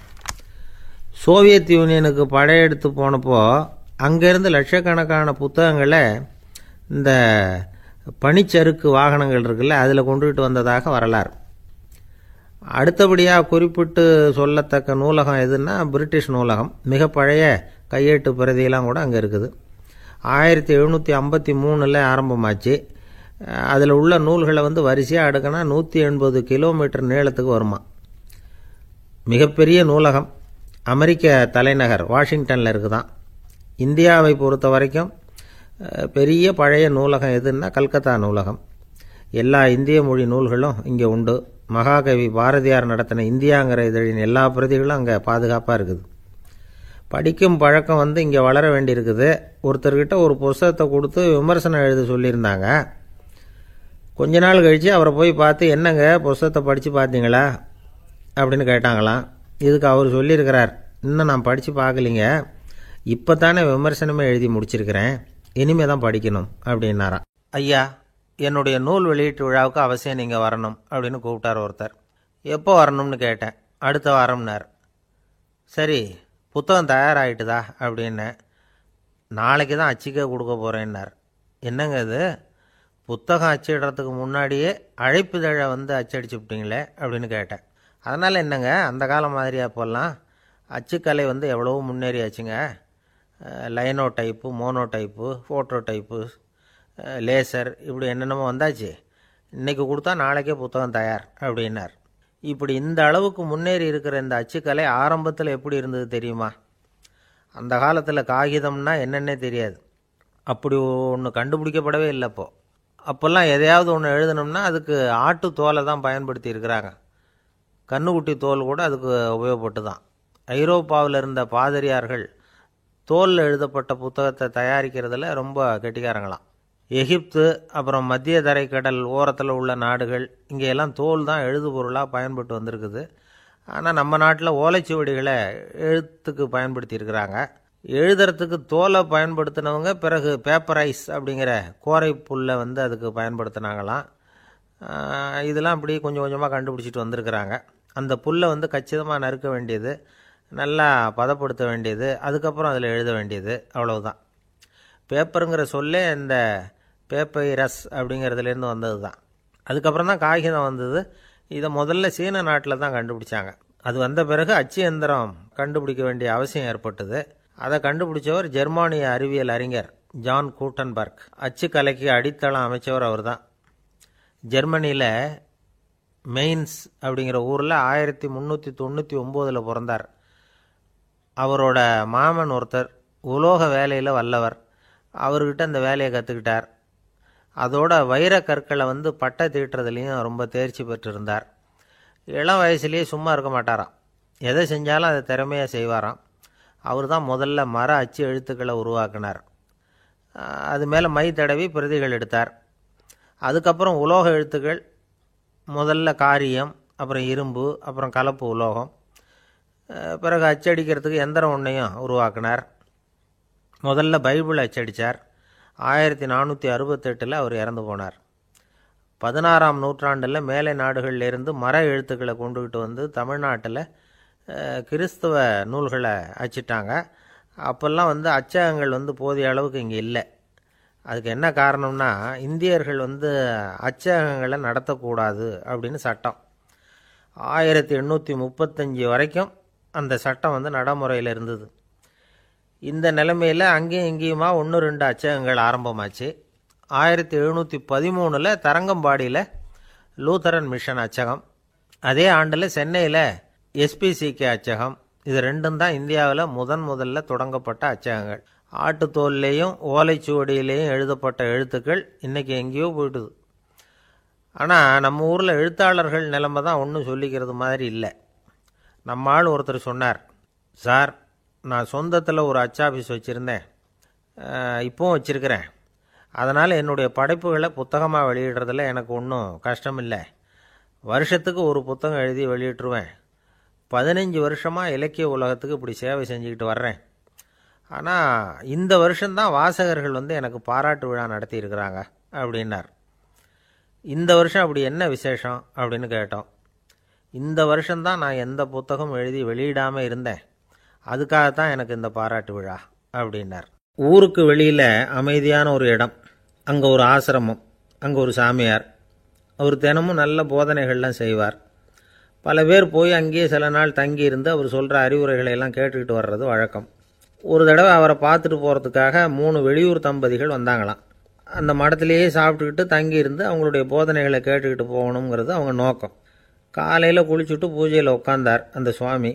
இவங்களும் குளிச்சுட்டு அந்த பூஜையை பார்க்குறதுக்காக அவர் முன்னாடி உட்காந்தாங்க. பூஜை ஆரம்பமாச்சு. சம்பிரதாயப்படி அது ரொம்ப நேரம் நடந்துக்கிட்டே இருக்குது. இவங்களுக்கு நல்ல பசி இருந்தாலும் இந்த நேரத்தில் அதை எப்படி வெளியில் காட்டிக்கிறது? பேசாமல் இருந்தாங்க. அந்த சுவாமி பூஜையை முடித்தார். அதுக்கப்புறம் பேச ஆரம்பித்தார். பேச்சு அருமையாக தான் இருந்தது, அமிர்தமாக தான் இருந்தது. இருந்தாலும் இவங்களுக்கு இருக்கிற வயிற்று பசி அது சரியாக கவனிக்க விடலை.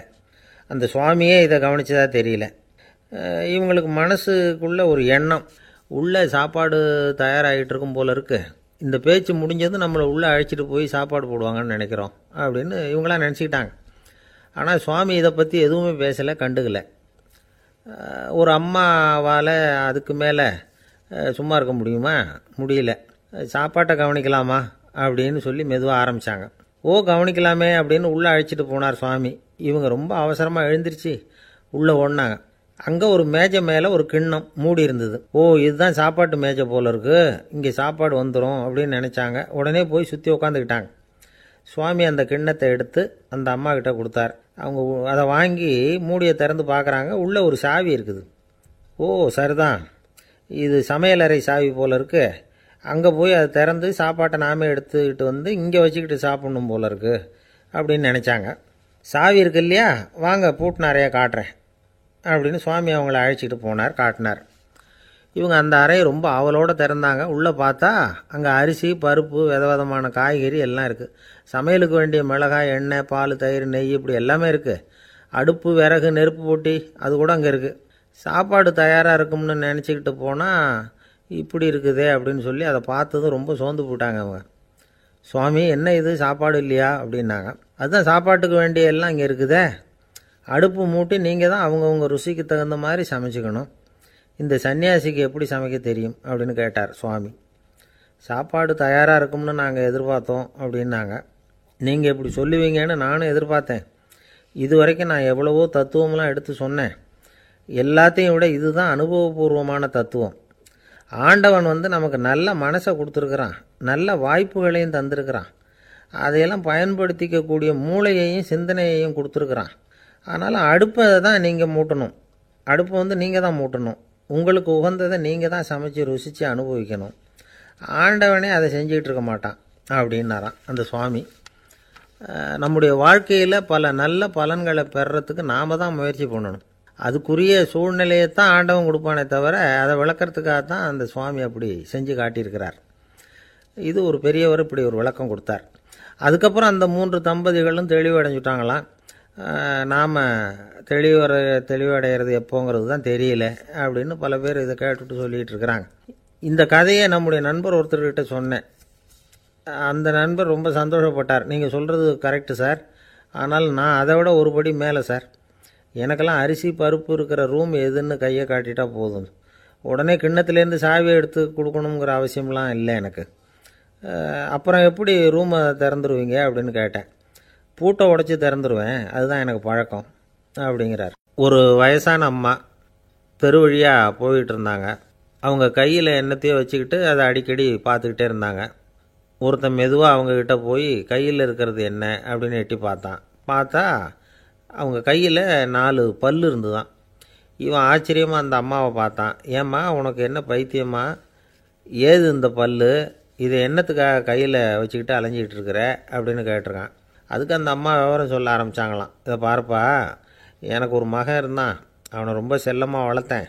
அவனை தரையிலேயே நடக்க விடுறதில்ல, எப்பவும் தூக்கி வச்சுக்கிட்டு இருப்பேன். அவன் நல்லா பெரியவனாகி பள்ளிக்கூடம் போகிறப்ப கூட அவன் புஸ்தக மூட்டையை நான் தான் சுமந்துக்கிட்டு போவேன். பார்க்குறவங்க கூட கேலி பண்ணுவாங்க, ஏம்மா படிக்க போகிறது நீயா உன் பிள்ளையான்னு கேட்பாங்க.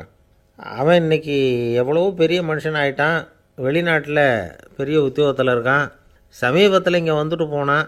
ஒரு நாள் ஏதோ கோபத்தில் என்ன அரைஞ்சுட்டான். அப்போ இந்த 4 பல்லும் கீழே விழுந்துட்டுது. இன்னமும் கூட விழுந்திருக்கும், ஆனால் பல்லு தான் இல்லை. என் புள்ள அரைஞ்சதுனால விழுந்த பல்லு இல்லையா அது, அதனால் இதை எப்பவும் என் கையிலேயே வச்சுக்கிட்டு ஆசையோடு பார்த்துக்கிட்டு இருக்கிறேன். அவன் தான் வெளிநாட்டுக்கு போட்டான், அவனை பார்க்க முடியாத ஏக்கத்தை நான் இந்த பல்லை பார்த்து போக்கிக்கிறேன் அப்படின்னு நாங்களாம் அந்த அம்மா. இந்த கதை எதுக்காகன்னா, தாய் அன்பு அப்படிங்கிறது எப்படிப்பட்டதுங்கிறத புரிஞ்சுக்கிறதுக்காக. கல்யாணம் ஆனதுக்கு அப்புறம் தாயை மறந்து விடுறவங்க எத்தனை பேர் இந்த உலகத்தில், அவங்க காதில் வேணுங்கிறதுக்காக தான் இந்த தகவல். ஆனால் ஒரு விஷயம் மட்டும் நல்லா புரிஞ்சுக்கணும், தாயை மதிக்க தெரிஞ்சவங்க தான் இன்றைக்கி வாழ்க்கையில் எல்லா விதத்துலேயும் முன்னுக்கு வந்திருக்கிறாங்க. வேணும்னா விசாரித்து பார்த்துக்குங்க.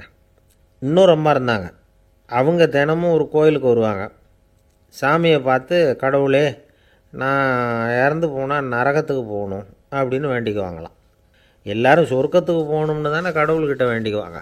இந்த அம்மா தினம் நான் நரகத்துக்கு போகணும் அப்படின்னு வேண்டிக்கிறாங்க. அங்கே இருந்த அர்ச்சகருக்கு இது சந்தேகம். ஒரு நாள் அதை நேரடியாகவே அவங்கக்கிட்ட கேட்டுவிட்டார். அதுக்கு அந்த அம்மா பதில் சொன்னாங்களாம், ஐயா எனக்கு கல்யாணம் ஆகி ரொம்ப நாள் வரைக்கும் குழந்தை பாக்கியம் இல்லாமல் இருந்தது. கோயில் குளம் எல்லாம் சுற்றி வந்தேன். ரொம்ப நாள் கழித்து ஒரு குழந்தை பிறந்தது, ஆண் குழந்தை. அவனை நான் ரொம்ப செல்லம் கொடுத்து வளர்த்தேன். அதோட விளைவு என்ன ஆச்சுன்னா, அவன் ரொம்ப மோசமாக ஆகிட்டான். கெட்ட பழக்க வழக்கம்லாம் கற்றுக்கிட்டான். அவன் இறந்து போனால் நிச்சயம் அவனுக்கு நரகம்தான் கிடைக்கும். அந்த அளவுக்கு கெட்டவன் அவன். அப்படிப்பட்ட காரியங்கள்லாம் பண்ணிகிட்ருக்கான், எனக்கு தெரியும்.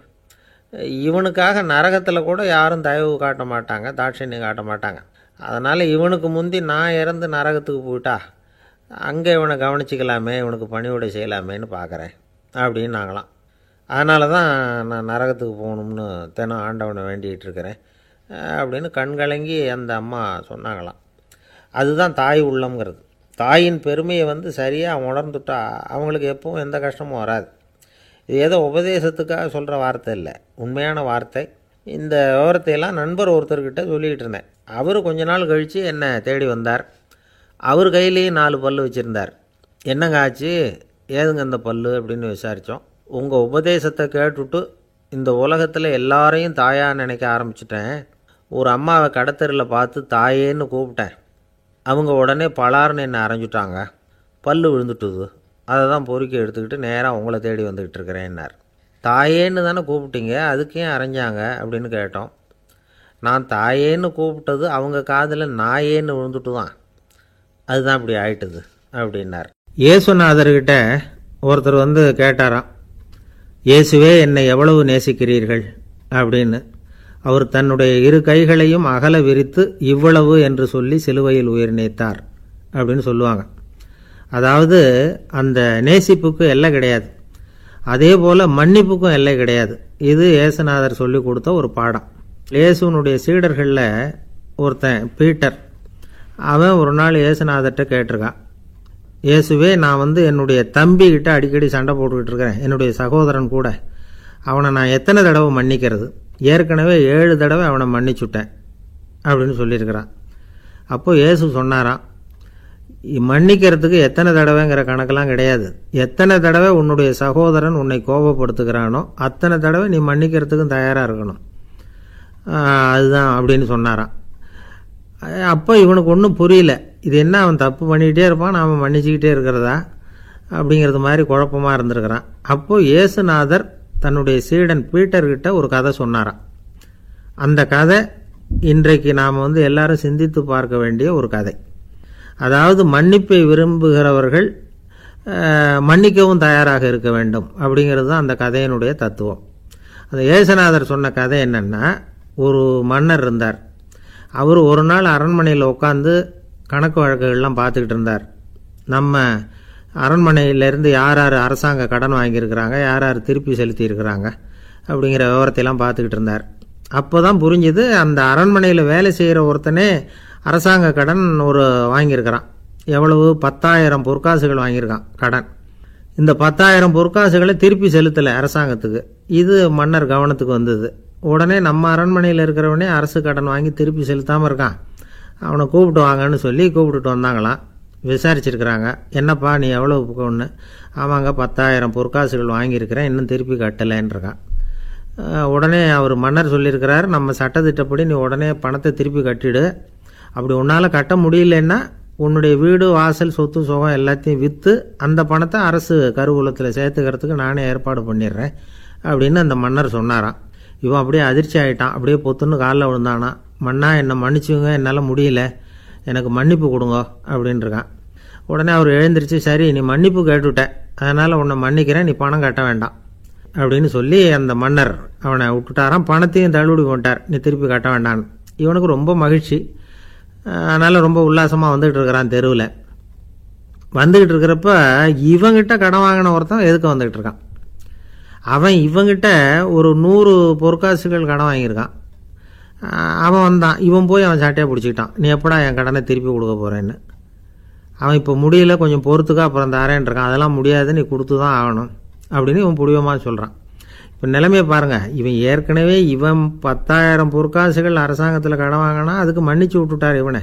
ஆனால் இவன் இன்னொருத்தனை மன்னிக்கிறதுக்கு தயாராக இல்லை. இவங்கிட்ட கடன் வாங்கின இன்னொருத்தன் 10 பொற்காசுகள், அவனை மன்னிக்க தயாராக இல்லை. அவனை கொண்டு போய் நீதிமன்றத்தில் கொண்டு போய் நிறுத்தி தண்டனை வாங்கி கொடுத்துட்டான்.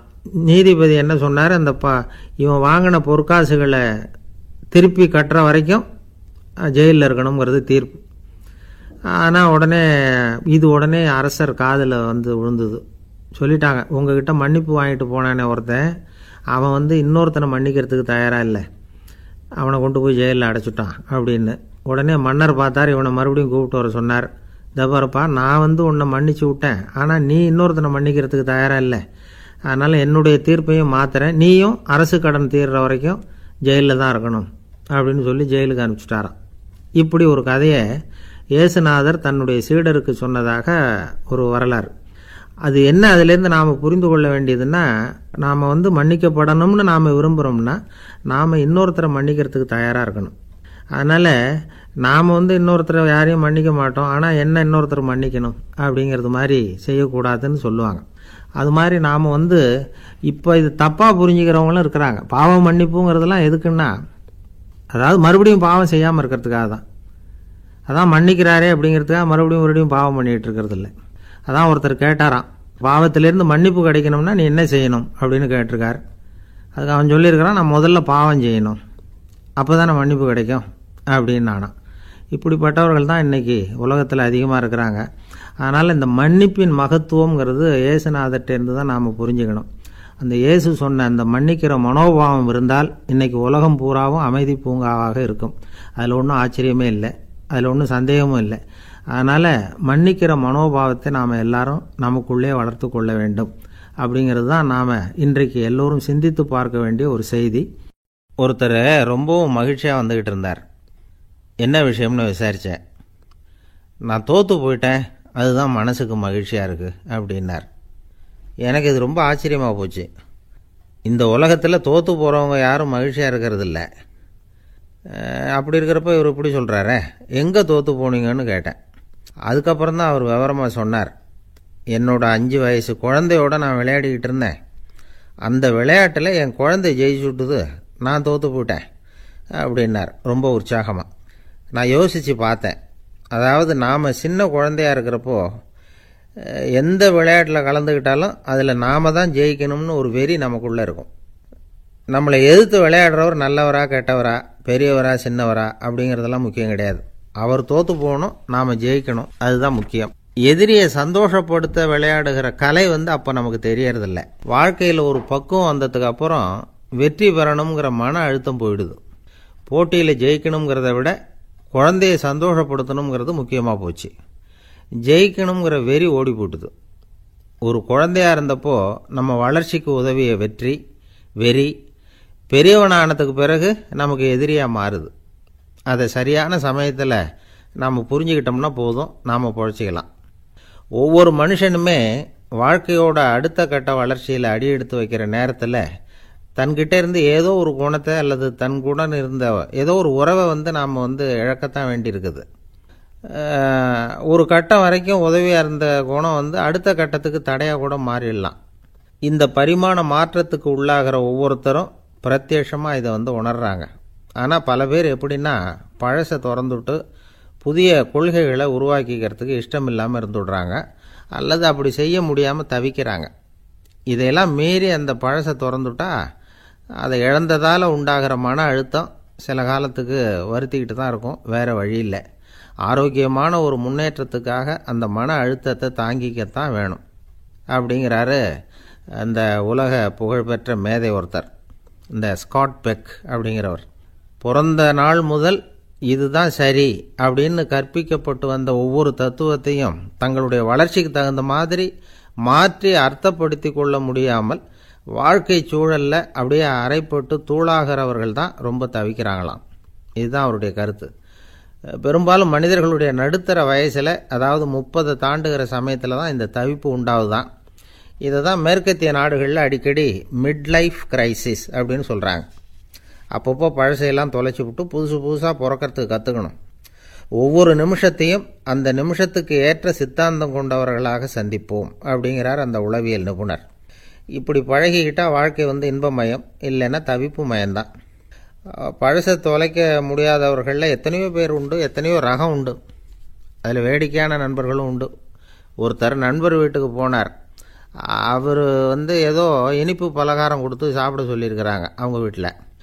இவர் சாப்பிட்டு பார்த்துட்டு சொன்னாராம், சார் 6 மாதத்துக்கு முன்னாடி ஒரு தடவை இங்கே வந்தேன், அப்போது ஒரு இனிப்பு பலகாரம் கொடுத்தீங்க, அது இதை விட நல்லா இருந்தது சார் அப்படின்னாராம்.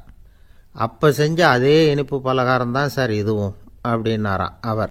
ஒரு நாள் ஒரு தகப்பனார் தன்னுடைய பிள்ளையை அழைச்சிட்டு வந்தார். சார், இவன் சரியாக படிக்க மாட்டேங்கிறான், பெரியவங்களை மதிக்க மாட்டேங்கிறான், நீங்கள் கொஞ்ச நாள் இவனுக்கு குருவாக இருந்து நல்ல விஷயங்களை சொல்லி கொடுத்தா தேவையில்லைன்னார். பெரியவங்களையும் மதிக்காதவன் எப்படி என்ன மதிக்க போகிறான் அப்படிங்கிறது நமக்கு யோசனை வரும் இல்லையா? வேணாங்க, என்னை விட்டுருங்க அப்படின்னோம். அவர் விட மாட்டேன்னு விட்டார். இல்லைன்னா அவரே சிஷ்யன் ஆகிடுவார் போல இருந்தது. சரி, வேறு வழி இல்லாமல் அந்த பையனையே என்னுடைய சைடை நான் ஏற்றுக்கிட்டு உபதேசமெல்லாம் பண்ண ஆரம்பித்தோம். அதாவது குரு பக்தின்னா அது எப்படி இருக்கணுங்கிறத பற்றி சொல்லி கொடுத்தோம் அவனுக்கு. சதமகர் அப்படின்னு ஒரு குரு இருந்தார். அவருக்கு ஒரு சீடன். அவன் பேர் துளசி சைதன்யன், நைஷ்டிக பிரம்மச்சாரி. தன்னுடைய குருவுக்கு எந்த நேரத்தில் எது தேவைங்கிறத புரிஞ்சுக்கிட்டு சேவை செய்கிறவன். ஆனால் இவனை பற்றி மற்ற சீடர்களுக்கு பொறாமல் வந்துட்டுது. இவன் மட்டும் இப்படி இருக்கானேன்னு உடனே குருக்கிட்ட போய் கோல் மூட்டினாங்க. அவன் சரியில்லை, அவன் நடந்துக்கிறது சரியில்லை, அப்படி இப்படின்னு எதையாவது சொல்லி. இருந்தாலும் இதையெல்லாம் அந்த குரு நம்பலை. அவருக்கு தெரியும் யார் யார் எப்படின்னு. துளசி சைதன்யன் பெருமையை மற்ற சீடர்களுக்கு உணர்த்தணும் அப்படின்னு நினைச்சார். அதுக்கு ஒரு வழி பண்ணார். ஒரு நாள் சீடர்களை எல்லாம் கூப்பிட்டுக்கிட்டு ஒரு காட்டு வழியாக போய்கிட்டு இருந்தார். அங்கே ஒரு பெரிய மலை அருவி கொட்டிக்கிட்டு இருந்தது. குரு சீடர்கள் பக்கம் திரும்பினார். இந்த மலையின் மேலே இருந்து அந்த படுபாதாளத்தில் குதிக்கிறதுக்கு உங்களில் யார் தயார் அப்படின்னு கேட்டார். ஒரு சீடனும் வாயை திறக்கலை, ஒதுங்கி நின்றுக்கிட்டாங்க. பின்னாடி மூட்டை முடிச்சோடு வந்துக்கிட்டு இருந்தான் துளசி சைதன்யன். அவனை பார்த்தார். தப்பாருப்பா, நீ மேலே இருந்து அந்த அருவியில் குதி அப்படின்னார். அப்படியே செய்கிறேன் சுவாமின்னா ஓடி போய் பொத்துன்னு குதிச்சுட்டான். அடுத்த கணமே குருநாதர் தன்னுடைய யோக சக்தியால் பறந்து போய் அவன் கீழே விழுந்துடாமல் தாங்கி பிடிச்சி கொண்டுகிட்டு வந்துட்டார். மற்ற சீடர்களுக்கெல்லாம் ஒரு மாதிரி ஆயிட்டுது. அடுத்தபடியாக என்ன பண்ணலாம்னு யோசித்தாங்க இவனை மாட்டி விடுறதுக்கு. ஒரு நாள் வெத்தலை அடிக்கிற ஒரு சின்ன உரலையும் உலக்கையையும் எடுத்து ஒளிய வச்சுட்டாங்க. சதமகர் சன்னியாசி இல்லை, அவர் வெத்தலை போடுவார்.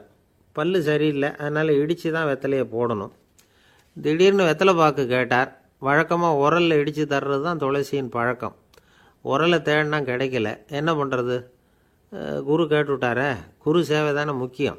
என்ன பண்ணால் வெத்தலை பாக்க தன்னுடைய வாயில் போட்டு முன்னு அதை எடுத்து அவர்கிட்ட கொடுத்துட்டான்.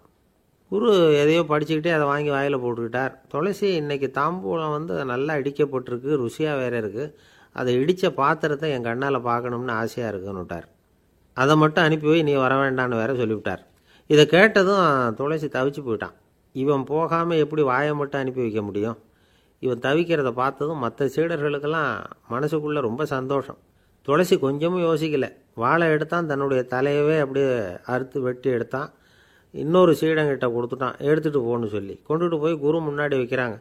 அந்த தலையில் வாய் திறந்துருக்கு, வெத்தலை போட்டு முன்னு இருந்தது, தெரிஞ்சு போச்சு, சிவப்பாக இருந்தது. அவனுடைய குரு பக்தியை இப்போ எல்லாரும் ஒத்துக்கிட்டாங்க. அதுக்கப்புறம் குரு சதமகர் தன்னுடைய அற்புத திறமையினால் அந்த தலையை மறுபடியும் ஒட்ட வச்சுட்டார். துளசிக்கு உயிர் வந்துட்டுது. இப்படி ஒரு பெரிய கதை உண்டு. அதாவது துளசி சைதன்யன் அவனுடைய குரு பக்தி எப்படி அப்படின்னு கேட்டோம்.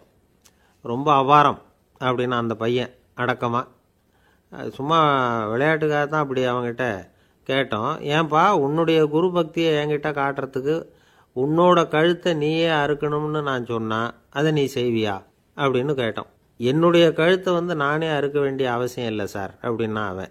ஏண்டான்னு, அதே காரியத்தை தான் இனிமேல் நீங்கள் தினமும் செய்ய போகிறீங்களே சார் அப்படிங்கிறான். ஆசைப்படுறதுல தப்பு இல்லை, ஆனால் அந்த ஆசை தேவைக்கு தகுந்த மாதிரி இருக்கணும். தேவைக்கு மீறிய ஆசைகள் இருக்குது பாருங்கள், அது தேவையில்லை. இந்த கருத்தை வலியுறுத்தது மாதிரி ஒரு கதை உண்டு. தேவேந்திரனுக்கு திடீர்னு வீடு கட்டணும்னு ஒரு ஆசை வந்துதான். வீடுன்னா நாம் கட்டுற மாதிரி இல்லை. தேவேந்திரன் வீடுன்னா சும்மாவா, ஒரு பிரம்மாண்டமான அரண்மனை கட்டணும். அது மாதிரி இந்த 3 லோகத்துலேயும் ஒரு அரண்மனை கிடையாது அப்படின்னு எல்லாரும் சொல்லணும். இது அவனோட ஆசை. உடனே தேவ தச்சரான விஸ்வகர்மாவை கூப்பிட்டான், உத்தரவு போட்டான். விஸ்வகர்மா தன்னுடைய உதவியாளர்களை எல்லாம் கூப்பிட்டு ஒன்றா சேர்த்துக்கிட்டார். படாத பாடுபட்டு ஒரு பெரிய அரண்மனையை கட்டி முடித்தார். கட்டி முடிக்க 1000 வருஷம் ஆச்சு. தேவேந்திரன் பார்க்குறான். அவனுக்கு திருப்தி ஏற்படலை. என்னுடைய அந்தஸ்துக்கு இது ரொம்ப சாதாரணமான கட்டிடம், இதை விட இன்னும் பெருசாக கட்டு அப்படின்னா. தேவ தச்சர் திணறி போயிட்டார். அவரால் அதுக்கு மேலே எதுவும் செய்ய முடியல. என்ன பண்ணுறதுன்னு யோசனை பண்ணார். நேராக நாரதர் காலில் போய் விழுந்தார். நீங்கள் தான் என்னை இந்த பிரச்சனையிலேருந்து காப்பாற்றணும்னார். நாரதர் யோசனை பண்ணார். சரி கவலைப்படாதேன்னார். நேராக இந்திரன்கிட்ட போனார். இந்திரன் நாரதரை பார்த்த உடனே வாங்கன்னு கூட்டிகிட்டு போய் அரண்மனையை காட்டினான். இது மாதிரி ஒரு அரண்மனையை நீங்கள் வேறு எங்கேயாவது பார்த்துருக்குறீங்களா அப்படின்னு ரொம்ப பெருமையாக கேட்டான். நான் பார்த்ததில்லை, ஆனால் என்னை விட வயசில் மூத்தவர் மகரிஷி லோமேசர், அவர் ஒரு வேளை பார்த்துருக்கிறாரா என்னமோ அப்படின்னார். உடனே அவரை மனசில் நினச்சி தியானம் பண்ணினார். அடுத்த கணம் லோமேசர் அங்கே வந்தார். இடையில் ஒரு சின்ன துண்டு, கையில் ஒரு கமண்டலம், தலையில் ஒரு பாய், அவ்வளவுதான் அவர்கிட்ட இருந்தது. எதுக்காக தலையில் எந்த பாய் அப்படின்னு கேட்டான் இந்திரன். என்ன மாதிரி அற்ப ஆயுள் உள்ள ஒரு ஜீவன் தனியாக வீடு கட்டிக்கிட்டு திண்டாடணுமா? இந்த பாய் தான் ஒரு வீடு மாதிரி எனக்கு நிழல் கொடுக்குது அப்படின்னார் அவர். என்னது, உங்களுக்கு அவ்வளவு கொஞ்சமான ஆயுளா அப்படின்னு ஆச்சரியத்தோடு கேட்டான் இந்திரன். ஆமாம், இதை பாரு, என்னுடைய மார்பில் ஒரு பொற்காசு அளவுக்கு ரோமம் உதிர்ந்துட்டுது. எப்போ என் உடம்புல உள்ள எல்லா ரோமமும் உதிர்ந்துருமோ அப்போ என்னுடைய ஆயுள் முடியும் அப்படின்னார். எப்போ அந்த ரோமங்கள் பூரா உதிரும்னு கேட்டான் இவன். ஒரு பிரம்மா மறைஞ்சதும் ஒரு ரோமம் உதிரும், என் உடம்புல உள்ள ரோமங்களின் எண்ணிக்கை எவ்வளவோ அவ்வளவு பிரம்மாக்கள் தோன்றி அவங்க ஆயுள் முடியும் பொழுது என் உடம்புல உள்ள ரோமங்கள் பூரா உதிரும் அப்படின்னார். அப்படின்னா ஒரு பிரம்மாவோட ஆயுள் எவ்வளவு காலம்னு கேட்டான். ஒரு பிரம்மாவுக்கு 100 தேவ வருஷம். ஒவ்வொரு தேவ வருஷத்துக்கும் 365 தேவ நாள். ஒவ்வொரு தேவ நாள்லேயும் ஒன்றை மாதிரி 14 இந்திரர்கள் தோன்றி மறைகிறாங்க அப்படின்னு மகரிஷி லோமேசர் சொல்கிறார். இதை கேட்டதும் இந்திரன் ஆடி போயிட்டான். அவ்வளவு ஆயுள் உள்ள இவரே அற்ப ஆயுள்னு சொல்கிறார். நான் என்னுடைய ஆயுளை பெருசாக நினச்சிக்கிட்டு பிரம்மாண்டமான அரண்மனை கட்டணும்னு ஆசைப்படுறேனே அப்படின்னு நினச்சான். எனக்கு வீடு கட்டின வரைக்கும் போதும்னு விட்டான். அதனால் நாமெல்லாம் நம்முடைய தேவைக்கு தகுந்த மாதிரி ஆசைப்படுறது தான் நியாயம். ஆனால் அப்படியே நடந்துக்கிறோம். மனுஷன் கடவுளையே ஏமாற்றி காசு வாங்கிறதுக்குள்ள ஆசைப்படுறான். ஒருத்தன் கடவுளை நினச்சி தவம் இருந்தான். கடவுள் நேரில் வந்தார். தேவலோகத்தில் ரூபாய்க்கெல்லாம் என்ன மதிப்புன்னு கேட்டான். அங்கெல்லாம் ரூபாய்ங்கிறது உங்கள் பணத்தில் 1 கோடி ரூபாய்க்கு சமம். அதாவது தேவலோகத்தில் 1 ரூபான்னா இங்கே 1 கோடி ரூபா. அது மாதிரி எங்களுக்கு ஒரு நாளுங்கிறது உங்கள் கணக்கில் 1 கோடி வருஷத்துக்கு சமம் அப்படின்னார் கடவுள். அப்படின்னா எனக்கு நீங்கள் அதிகமாக எதுவும் தர வேணாம், உங்கள் கணக்குப்படி ஒரே 1 ரூபா கொடுங்க, அது போதும்னா இவன் ரொம்ப சாமர்த்தியமாக. கடவுள் யோசனை பண்ணார். அது ஒன்றும் கஷ்டம் இல்லை, 1 ரூபா தானே கேட்குற, கொடுத்துட்றேன்.